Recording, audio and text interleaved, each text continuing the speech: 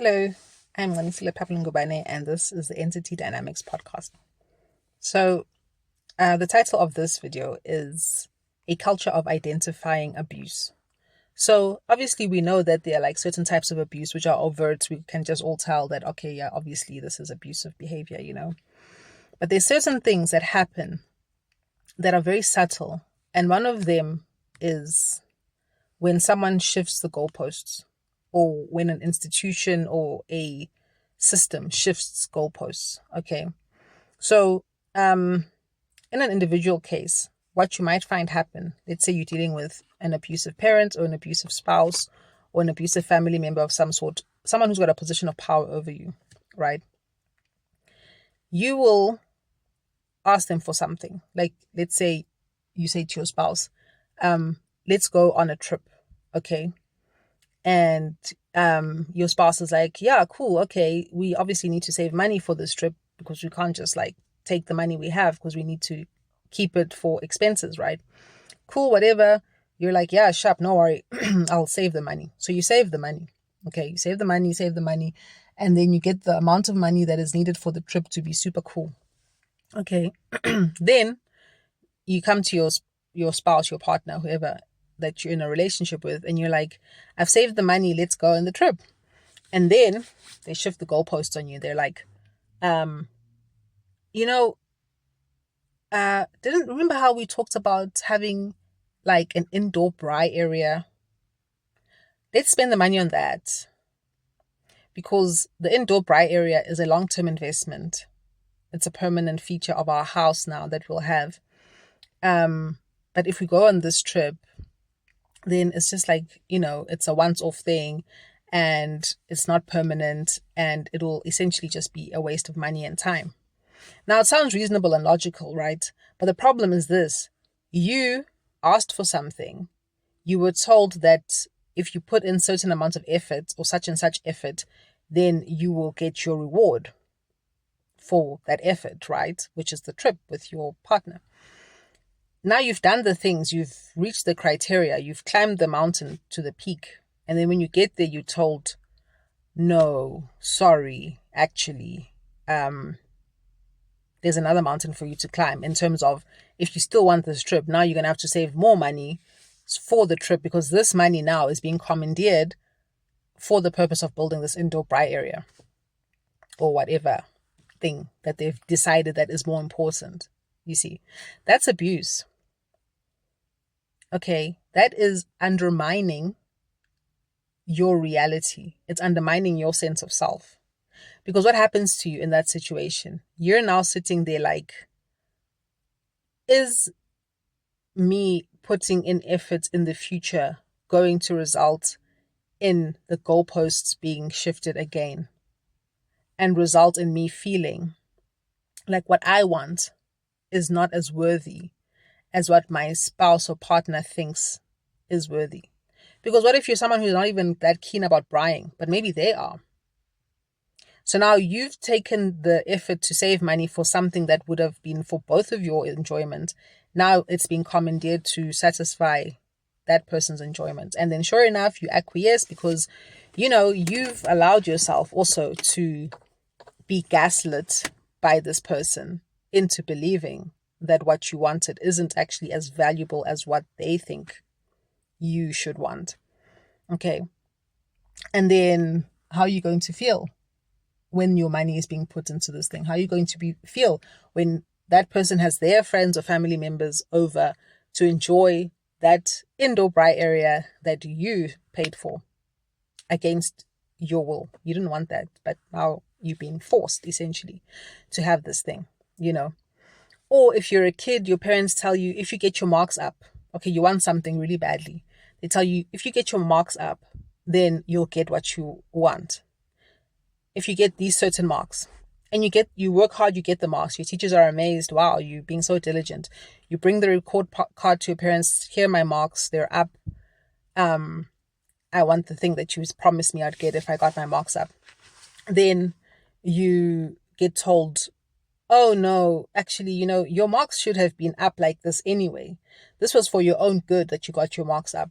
If you get them even higher, then you'll get the thing that you wanted. That is demoralizing.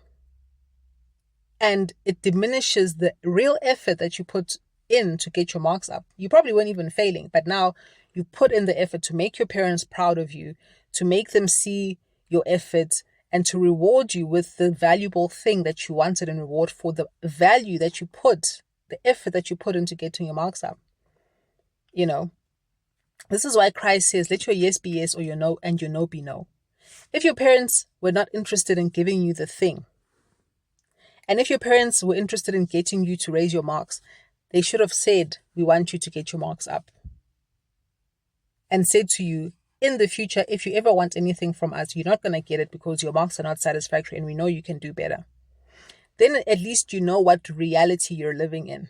Okay? But instead they tricked you. Just like that spouse tricked you into saving that money. Your parents tricked you into getting good marks. Tricked you into it.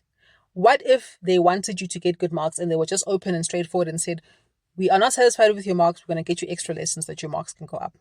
We're going to get you tutoring so that your marks can go up. You know what I'm saying?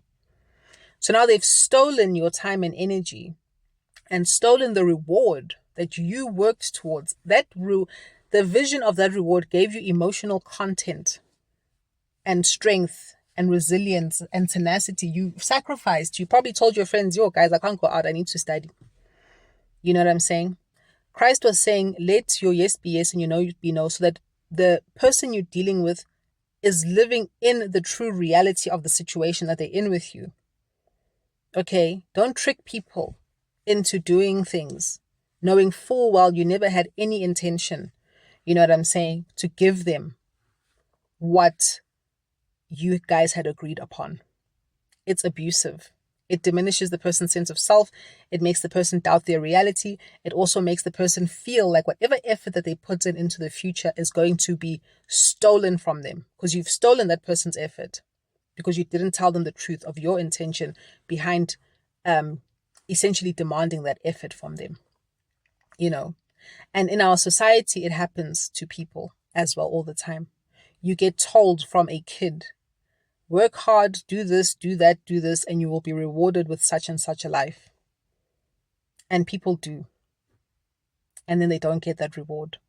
And then you wonder why people are so demoralized and angry. Vote for such and such a party, and you will get such and such a reward. And then they even come into your community and do some sort of like work, some superficial cosmetic renovations of roads. They'll fix some water leaking pipes that have been leaking for the last 4.5 years. You know what I mean? And then as soon as the elections come, you voted for them, you've given them their positions in parliament, which give them a nice fat salary, right? And then you never hear from them again. And you're left with the failed infrastructure. You're left with no service delivery. And then they wonder why people get so angry. You know what I'm saying? So it's gaslighting. And what we need to do as people as well is do not gaslight yourself on behalf of your abuser. Don't do that. Don't justify them. Okay? Acknowledge that they screwed with you and they lied to you and they shifted the goalposts and they made you feel less than because they diminished your effort and they lied and they stole your reward from you. Those people don't respect you. You need to confront them and tell them that what you did is whack. If you wanted me to save this money, you should have said that you wanted money to be saved for such and such. If you wanted me to get my marks up, you should have told me that you wanted my marks up for such and such. Don't gaslight yourself because yes, your marks should have gone up. Okay, yes, maybe it is a good investment in the house to have an indoor braai area, because when you sell it or if you move out and you want to rent it, you can ask for a higher price because that is a really nice asset or a nice addition to the house, which makes it a more valuable asset when you sell. So yes, it is valuable. Yes, it is good for you to get your marks up. Yes, it does open your career prospects up.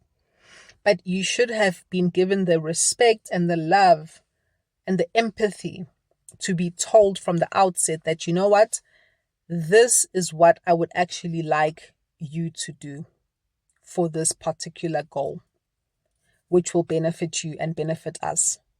You know, so when someone lies to you, it's a form of abuse, and it's very unfortunate because we pretend that it's just, oh well, It's just what it is,